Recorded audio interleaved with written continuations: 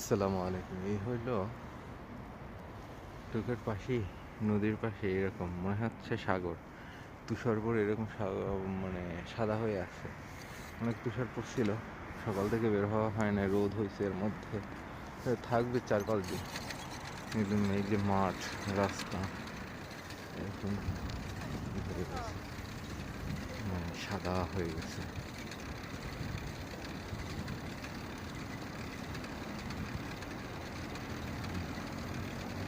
এই হলো